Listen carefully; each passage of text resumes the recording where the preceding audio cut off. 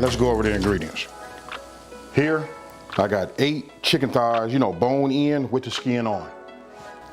Today I'm gonna be using extra virgin olive oil. This is what I'm gonna be doing. I'm gonna use this in my cast iron skillet so that we can go ahead and, brown this. And then right here we got salt and pepper. 2 cups, look, this is 2 cups of chicken stock. We got a half a cup of heavy whipping cream. 1 cup of all-purpose flour. Here we got 1 teaspoon of paprika. Here, this is a half a teaspoon of chili powder. Right here we got 2 teaspoons of oregano. Here we have a half a teaspoon. Now listen, this is up to you. You guys can use a pinch. I elected to go up to a half a teaspoon of red crushed peppers. We got 2 teaspoons of granulated, this is granulated onion. And then we got 2 teaspoons, now listen, this is 2 teaspoons of minced garlic. 2 tablespoons of salted butter. And then here, I got 1 onion. This is I'm gonna call this like a small onion. This is a yellow onion. Listen, we just gonna chop this. We're gonna give this a rough chop. Okay, look, the first thing I'm gonna do is I'm gonna preheat my oven. Let's see, we're gonna preheat it to 425 degrees. Now we're getting ready to prep everything. Okay, what I did was, I didn't record this part, just so you guys can see. I went ahead and chopped down that onion. You can see just these kind of slices. You know what I mean? Just, when I say rough chop, any kind of way you want to, you don't want to do it diced because we're gonna put this in the gravy, right? So, now, get yourself a small bowl, and what you want to do is, you want to go ahead, and what we're gonna do is we're gonna add our paprika, or oregano, chili powder, and our granulated onions. So, we'll just put all this in here like this. I just got myself a little small whisk. We just want to get it together, mix it all up. And I'm gonna show you why we're gonna mix it up here. Even though we're gonna use it later, but we're gonna use a few pinches of this in just 1 second.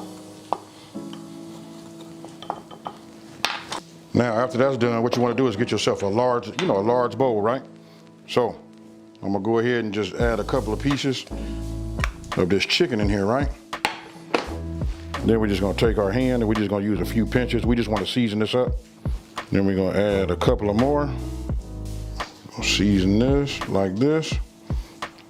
We're gonna mix it around. You just wanna make sure you get it coated. Then let me go ahead and wash my hands. Now what I'm getting ready to do is, I'm finna add a couple of dashes of this kosher salt. And then some fresh ground pepper.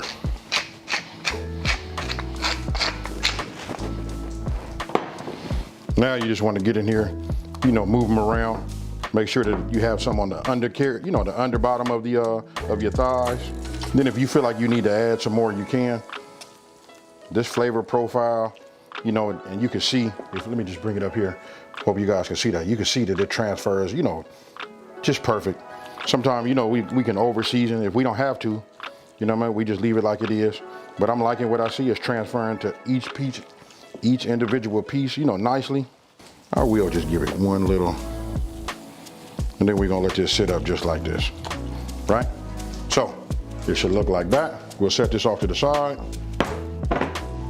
Now you want to get yourself another bowl. Then you want to go ahead and add your flour, and then the remainder of your seasonings, right? But I'm gonna go ahead and add some ground pepper to it also. And we're gonna give it a couple of pinches of salt. Now go ahead and get yourself a whisk, or however you want to do it. We can do it old school. You can get yourself a bag. We can do it, that old school shake and bake, however you want to do it. But you know what? I just answered a comment also. Somebody was asking me about, will it be too salty if you season both the flour and the flour and your chicken, right? But I'm gonna say, listen, if you want great tasting chicken, you want the flavor to be throughout, you got to do both, your meat and your flour. Now, got that done, right? So now, what we want to do is we want to take one of our pieces of chicken and we want to get it coated, right? Once you got it coated, then we're gonna shake it off. You guys know the drill, super easy. You know what I mean? Pretty much it's all the same. We just take it, shake it like this, then we put it on the sheet. Get yourself another one. And all you gotta do is, you know, repeat till this is done. You know, cause listen, we're gonna cook this in our pan, right? And I said earlier I was gonna be using my cast iron, but I'm not. You know what, I'm gonna use another pan. I'm gonna use an induction pan that I have that's ready to go. So what we wanna do now is, what you wanna do is you wanna go ahead as you're doing this, so you can, you know, it's about multitasking, right? What we're gonna do is, we're gonna take it, we're gonna put a little bit of our olive oil in our pan, and we're gonna start bringing that up to temp. All right, we just want to get some in here, you know, enough just to coat this bottom. Because what we're gonna do is, we're gonna sort of like fry the chicken, and then we're gonna put a lid over the top. Let me get my lid so you guys can see. Listen, we're only gonna do it for about 4 to 5 minutes on each side. Now, once this comes up to temp, then we're gonna go ahead and put our chicken in here. And again, we're gonna do it 4 to 5 minutes on each side. All right, now that it is up to temp, I'm gonna go ahead and start with the skin side down. Then what we wanna do is we wanna go ahead, put our lid on the top, and we're gonna let it cook. I'm gonna set a timer for 4 minutes, and then we're gonna come and, you know, we're gonna look at it and see, determine if we wanna go a little longer.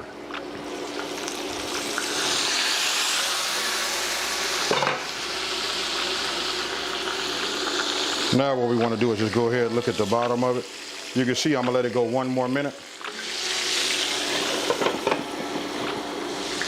Now, this has been a total of 5 minutes. What we want to do is we're just going to go ahead and flip it over.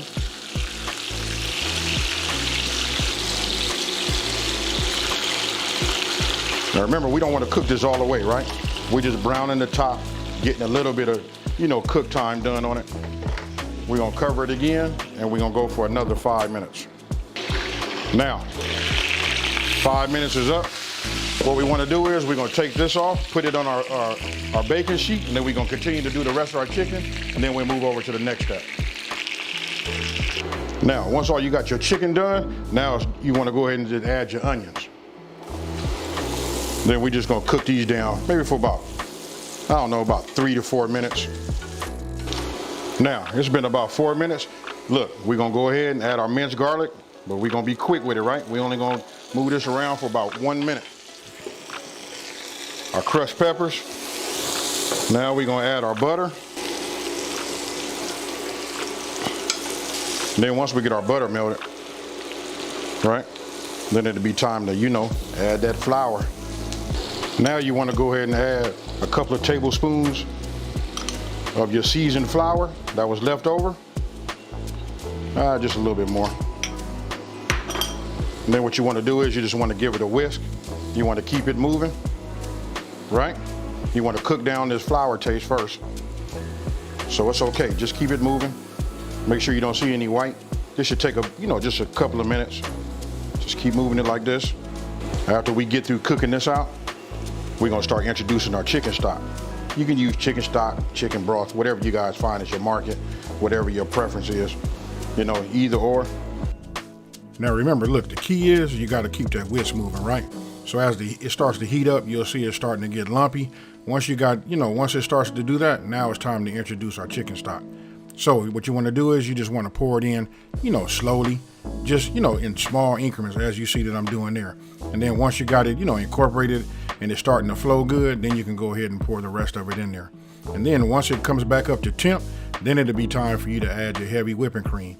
And as you see, you can look at my right arm, right there at my hand. Listen, I never stop moving with that whisk. So you just want to keep going round and around and keep blending it. And that right there is the key to getting it creamy. So once that's done and you got that cooked, then you go ahead and introduce, you know, your chicken.